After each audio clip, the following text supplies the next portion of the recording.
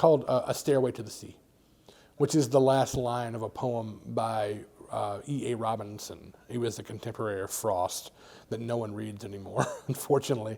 And the poem is called Eros Tyrannos, and it's about these two people who live together in this little bitty town, and they kind of hate each other.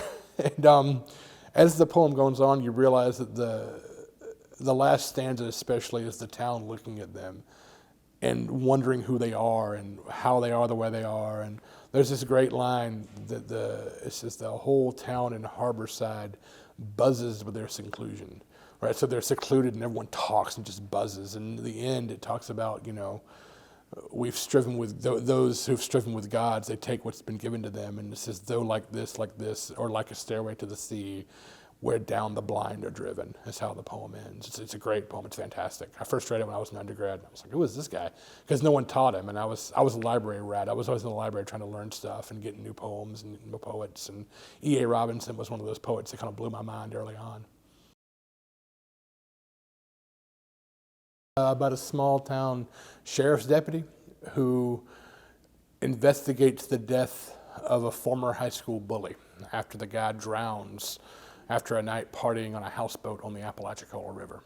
But the upshot is the guy is an Iraqi war vet who fought, during the initial invasion after 9/11 in 2002 when we sent troops over. And so he comes back and he's home for a while. He comes back after 2 years. He goes to basic. He serves about a year and a half, comes back home. Everyone assumes he's on leave, but then he never goes back. And so the mystery of the book lies in, A, was it really an accidental drowning? And B, why did he come home so early? It said about 2003 is when it said, yeah. A lot of writers who I really admire. The first writer that comes to mind is a Southern writer named Larry Brown from Mississippi, who unfortunately passed away several years ago. Harry Crews, another Southern writer who I have a lot of respect for. The writer in residence at Ole Miss is a guy named Tom Franklin, who is a real inspiration. I had the fortune to meet him last year, and he's a Southern novelist from my neck of the woods. He's from the coast down close to, he's from Mobile, that area. I'm from Florida, but we both connect because of our connection with the Gulf Coast. But yeah, those three guys. A Southern writer from, I believe, South Carolina named Holly Goddard Jones, who is a writer I really like. She's a wonderful mystery writer. Those writers come immediately to mind, but there are others, I'm sure. But those are the ones that popped to mind immediately. Yeah, a dude named Vince Everett, and Vince's middle name is Justin. And Vince is what is he, 42 now? He's a 20-year deputy. He's been doing it for 20 years. He's a veteran deputy with the Gulf County Sheriff's Department. I think he actually works for the city now. But anyway, he's a police officer, has been a police officer for 20 years.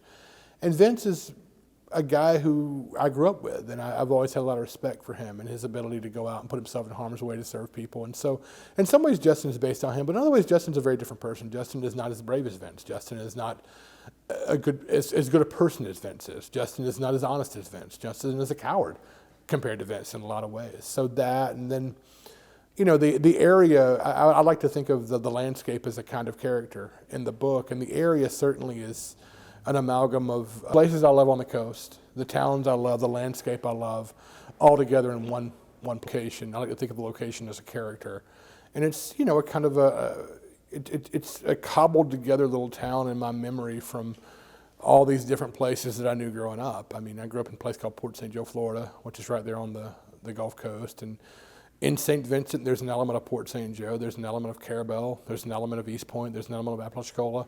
All the places I love show up in this little town. Hope, as I was saying, stay there, that the novel shows a great deal of affection for these places, because I do care deeply about them, and I'm a person who's well aware that because of catastrophic climate change, that place may not be there in a couple of generations. And so for me, writing about the place is an attempt to capture a way of life that may be disappearing.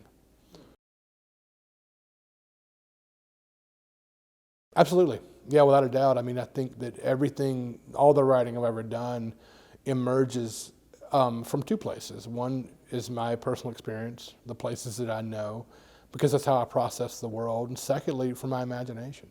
And so And I think the imagination holds sway because I think we know the world vis-a-vis our imaginations. You know, you shape the world as you see it. And I don't know that if that makes a lot of sense. Let me restate that. I just think that when we look at the world, how we experience the world, how we think of the world, is filtered through our own perceptions. And for me, those two things come together in any work of art I work on, perception and reality. Well, I got into poetry through writing prose. I got into my very first creative writing program at the University of West Florida in 1996, or no, it was 98. 1998, I got into that program at West Florida on a novel manuscript. And I wanted to be a novelist. And then in the middle of my coursework there, I took a couple of poetry workshops and I got really interested in poetry and I began to read lots of contemporary poetry. And then I graduated and I didn't do anything for a couple of years. And I moved here to teach and I began to read and write poetry. But the whole time I'd been writing short stories sort of under the radar and reading lots of novels. I read a lot of prose. I read a lot of fiction. And I happened to be on vacation with my wife a few years ago, about 4 or 5 years ago in St. Augustine. We rented a house on the beach with our son and some friends of ours. And one afternoon, everybody was sort of taking it easy. And I went to the sunroom with a laptop and I knocked out, about 12 to 15 pages of that first chapter. And I kept it under, my radar and I worked on it off and on for a few years until I got the draft together, about a year ago. Yeah, absolutely. I was in these 8,000 level seminars at UGA. And generally your 8,000 level seminars, those are your major classes. And this was a workshop, a creative writing workshop run by Judith Ortiz-Cofer, who's a pretty well-known writer. And I had been raked over the coals a few times for my poetry. And I had convinced myself that, okay, this is not for me. I'm apparently not a writer. I thought I was. And particularly a couple of weeks in a row, man, the poems, they just did not like them. The class didn't.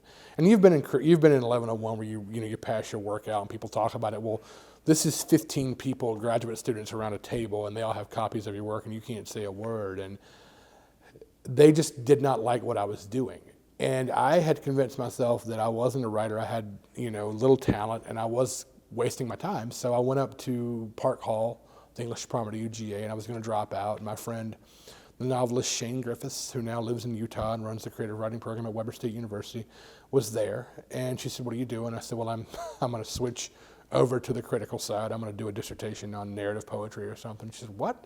And so we sat down and had this long talk. And she said, "I nearly dropped out too." And she was one of the people I really looked up to, and I thought, wow, she's really talented.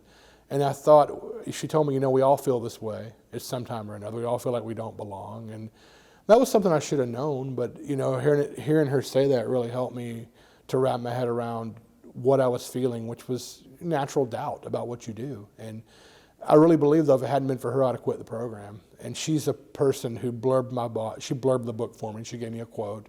And she also read several drafts of the novel. Her novel, Borrowed Horses, came out 2 or 3 years ago, and it's a really good novel. It's another first-person book. And Shane, like me, is inspired by the environment. She grew up up the chimney in Idaho, northern Idaho, and her book takes place in that area. And you can't read Shane Griffith's works without reading about Idaho. Same way with me. I mean, the books I've written before this, the poetry, I've been grounded in North Florida, and that's who I am. That's how I write. I've got an edited collection I did with a fellow Gulf Coast native, a guy named Brent House, who teaches in Pittsburgh. It's a book it's an anthology of poems called The Gulf Stream, an anthology of Gulf Coast poems. We put that together a couple of years ago, and my very first publication in terms of books was a small chapbook from a little press in Kentucky called Finishing Line Press called A Visible Sign, which is a collection of kind of devotional poetry. And then my only major collection is Brackish, which is a collection of poetry put out by a small press called Kelsey Books in Torrance, California.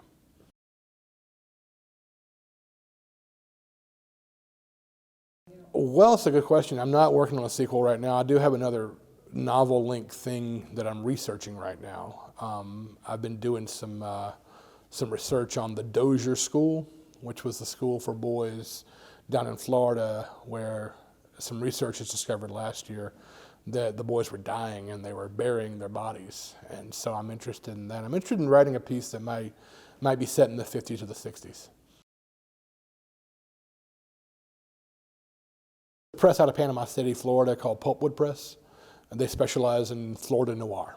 They've published writers like Lynn Wallace is published with them, and Michael Lister's published with them. These are Florida authors I really like, so I'm very proud to be a part of that group. Michael Lister's books, just recently, they did a list, the Tampa Tribune did a list of best Florida authors, important Florida authors, and Michael was on that list, and I thought, wow, that's cool that I'm in the same camp he's in, so yeah.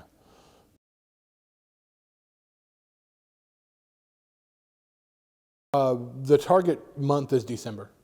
And so we hope to have, or they hope, the press hopes to have the book out by December. There'll be a Kindle edition, and that'll be a hardcover that will come out in December. And then I think in the spring, the soft cover is supposed to come out. There'll be a paperback that will come out. So, and I hope to have it in my hands. I can't wait to hold it. I hope people read the book, and I hope they like it. You know, I hope that they pick it up, and I hope that it's something that they read and can give to someone else. I think that's probably the greatest compliment any writer can get, is I read your book and I recommended it to somebody else.